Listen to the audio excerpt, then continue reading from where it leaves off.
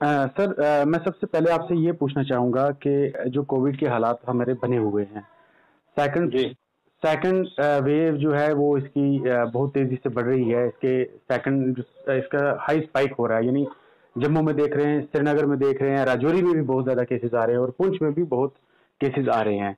तो इस जी। हवाले से आप मुझे बताएँगे कि पुंछ में जो हेल्थ इंफ्रास्ट्रक्चर के हवाले से और कोविड को लेकर के क्या-क्या तैयारियाँ हैं?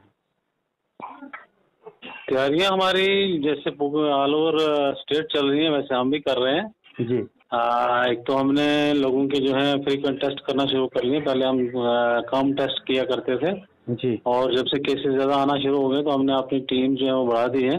जी, और जगह जगह हम टेस्ट कर रहे हैं। जितने भी लोग शहर में एंटर हो रहे हैं उनके एंट्री पॉइंट्स पे टेस्ट हो रहे हैं। हॉस्पिटल जो लोग आ रहे हैं उनके हॉस्पिटल में टेस्ट हो रहे हैं। जी, और अब डॉक्टर भी डिमांड करने लगे हैं कि उसी पेशेंट को देखेंगे जिसने टेस्ट कराया होगा और वो जी, नेगेटिव रिपोर्ट वाला होगा। जी, तो उससे अच्छी टेस्टिंग हो रही है और पॉजिटिव केस निकल रहे हैं। और पॉजिटिव केस जो निकल रहे हैं उनके हम जो एसिम्प्टोमेटिक हैं, जिनको कोई बुखार व खांसी वगैरह नहीं है, जी, तो उनको हम घर ही आइसोलेशन की हदायत करते हैं कि वो घरों में ही रहें। जी, और 10 दिन तक वो घर से बाहर ना निकलें, और 10 दिन के बाद उनका टेस्ट रिपीट होगा।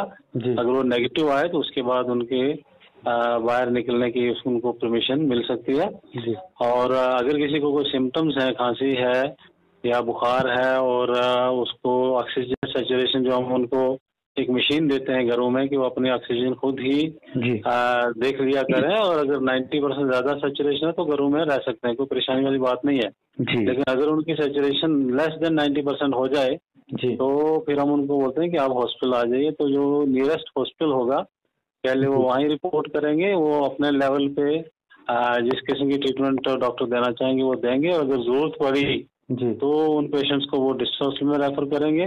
जी, और फिर डिस्ट्रिक्ट हॉस्पिटल में जो हमारा स्टाफ है, हमारे पास फिजिशियन हैं, डॉक्टर हैं, इवन एनेस्थेसिस्ट भी हैं। शॉर्टेज तो है लेकिन फिर भी जो एनेस्थेसिस्ट है वो काम कर रहा है। जी, और फिर हम उनको डिस्ट्रिक्ट हॉस्पिटल में ट्रीटमेंट देने की कोशिश करते हैं। जी, और अगर हम ये देखते हैं कि डिस्ट्रिक्ट हॉस्पिटल में भी ये मरीज जो है इसकी इम्प्रूवमेंट नहीं हो रही है, ऑक्सीजन सैचुरेशन जो है कंटिन्यूसली जी, कम हो रही है, तो फिर हम उसको रेफर भी करते हैं। रेफरल के लिए हमें हायर अथॉरिटी से ये डायरेक्शन आ गई हैं कि कोई भी डॉक्टर अपनी मर्जी से पेशेंट को रेफर नहीं करेगा, बल्कि एक कमेटी हमने तश्कील दी है कम से कम 3 डॉक्टर्स की। जी, और वो 3 डॉक्टर बैठ के फैसला करेंगे कि क्या इसको वाकई रेफर करने की जरूरत है या इसकी यहाँ भी ट्रीटमेंट हो सकती है। जी, तो जब 3 डॉक्टर मिल के फैसला कर देते हैं तो फिर हम उसको रेफर करते हैं। और फिलहाल तो हमारा रेफरल पॉइंट जो है वो मेडिकल कॉलेज राजौरी है। जी, और हम यहाँ से राजौरी ही रेफर करते हैं, क्योंकि जम्मू वालों ने जी, मना किया है कि उनके पास बेड्स की बड़ी शॉर्टेज हो गई है। और पुंछ वाले अगर रेफर करेंगे भी तो मेडिकल कॉलेज राजौरी में रेफर करेंगे। जी, तो ये हमारा एक सिस्टम है जिससे हम रेफर भी करते हैं और अपने यहाँ पुंछ में भी उनकी ट्रीटमेंट करते रहते हैं। जी, तो वैक्सीनेशन का जो चल रही है ये पूरी मुहिम, ये कहाँ तक जो है वो सक्सेसफुल हुई है अभी पुंछ में? हाँ, वैक्सीन चल रही है। पहले तो काफी वैक्सीन करवा रहे थे लोग, जब लॉकडाउन वगैरह नहीं था और ये पाबंदियां भी नहीं थी, गाड़ियां वगैरह आ रही थी। जी, लेकिन जब से ये कुछ लॉकडाउन भी शुरू हो, जैसे पिछले 2 दिनों में लॉकडाउन था, और फिर गाड़ियों में भी जी, पाबंदी वगैरह हो गई है, और ये जो एंट्री पॉइंट्स पे टेस्ट होने शुरू हो गए हैं, उसकी वजह से भी कुछ जो है हमारे पास लोगों का आना जाना कम हो गया है। आजकल ओपीडी में भी ज़्यादा रश नहीं होता है। हाँ जी, और उसी वजह से वैक्सीन हमारी थोड़ी पहले की निस्बत थोड़ी कम होना शुरू हो गई है।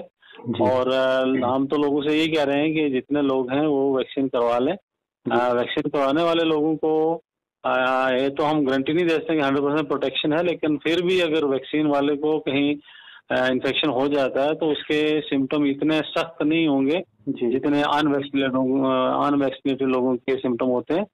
तो हमारी यही लोगों से गुजारिश है कि वो वैक्सीन करवा लें। जो और वैक्सीनेशन हो रही है, टेस्ट भी करवाने। हाँ जी, वैक्सीनेशन जो हो रही है, ये जी।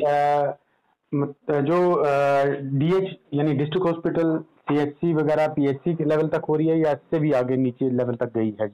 यानी कि हाँ हाँ, इससे आगे भी हो रही है। डीएच में भी हो रही है, सीएचसी में, पीएचसी में, और इवन हमारे जो कुछ छोटे सब सेंटर हैं जहाँ बिल्डिंग हमारी गवर्नमेंट बिल्डिंग है जी, जिसमें 3-4 कमरे अवेलेबल हैं, जी तो वहाँ पे वैक्सीनेशन हो रही है।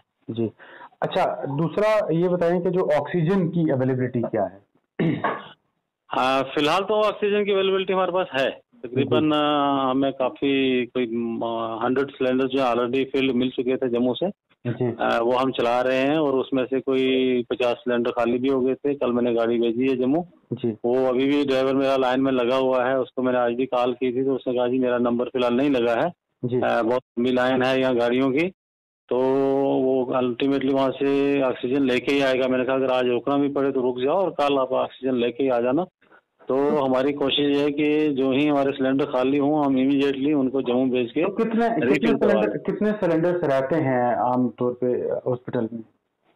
हाँ, हमारे पास तो 100 सिलेंडर थे ऑलरेडी, जिसमें से कोई 30-40 जो हैं वो इंस्टॉल हो चुके थे, वो हमने रिफिलिंग के लिए भेज दिए हैं। बाकी भी इस वक्त हमारे पास 7 पेशेंट हैं, वो यहाँ डिस्पोजल में एडमिट हैं और उनको ऑक्सीजन चल रही है और तकरीबन 1 सिलेंडर जो है एक दिन में एक पेशेंट पे लग जाता है। तो दिन ब दिन जो है सिलेंडर खाली भी हो रहे हैं फिलहाल। तो जो हमारे डॉक्टर जितेंद्र सिंह साहब ने एक ऐलान किया पिछले दिनों अपने ट्विटर हैंडल से, उन्होंने एक अनाउंसमेंट किया था कि डिस्ट्रिक्ट पुंछ में ऑक्सीजन प्लांट जो है वो एस्टेब्लिश कर दिया गया है। क्या स्टेटस है उसका? हाँ, उनने जो अनाउंसमेंट की वो अपने हिसाब से उनने क्योंकि हमारा जो ऑक्सीजन प्लांट का काम जो है चला था, जनवरी के महीने में शुरू हो गया था और उन्होंने जो वो इंफ्रास्ट्रक्चर वो बना लिया है।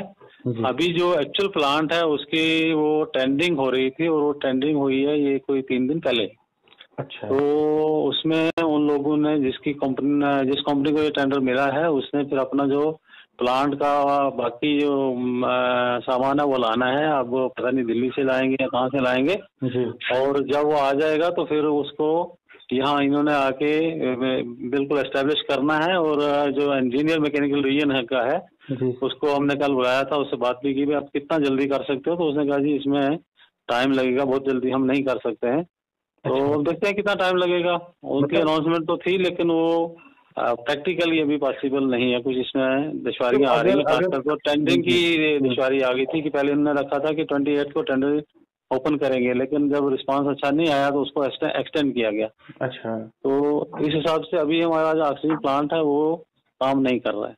तो सर इस पर मुझे बताएंगे, खुदा न खास्ता अल्लाह ना करे, रब ना करे कि हालात जो हैं वो जो इससे खराब होना शुरू हो जाएं, जिस तरह के राजौरी में हो रहे हैं या जम्मू में हो रहे हैं। क्योंकि जम्मू में फिर भी हम कह सकते हैं कि पुंछ के और राजौरी से थोड़े से बेहतर जो है वो इनके पास इक्विपमेंट्स हैं, सिस्टम है, सारा कुछ मौजूद है। और पुंछ जो हमारा बिल्कुल डिफिकल्ट टेरेन है, वहाँ पे हिली एरिया है, वहाँ से जम्मू पहुँचने में भी करीबन 5 से 6 घंटे का फासला कम से कम वक्त लगता है।